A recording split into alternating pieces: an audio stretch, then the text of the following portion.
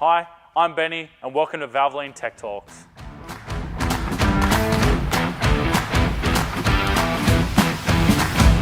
Welcome back to Valvoline Tech Talks. I'm your host Benny. Now without a doubt, the most commonly overlooked serviceable item of a vehicle is the cabin filter, and we're going to show you today how to replace it. We're going to run through the tools and equipment needed to do this job, and it's so simple. We're going to tackle the whole thing in under 5 minutes. The tools you'll need in most cases are basic screwdrivers and a vacuum cleaner, and of course you're going to need your Valvoline cabin filter. Most manufacturers put the cabin filter behind the glove box. This Impreza is no exception. So now we're going to pull the glove box assembly out. Removing the glove box may also require the glove box light to be unplugged. Unplugging the blower fan may also be required.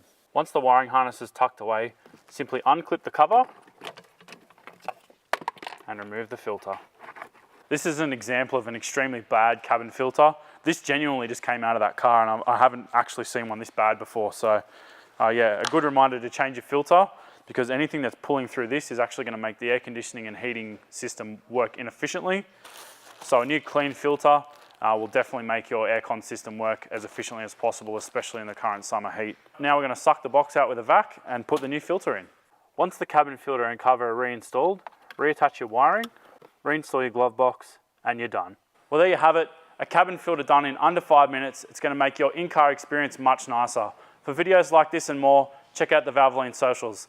I'm your host Benny. Thanks for watching, and we'll see you next time.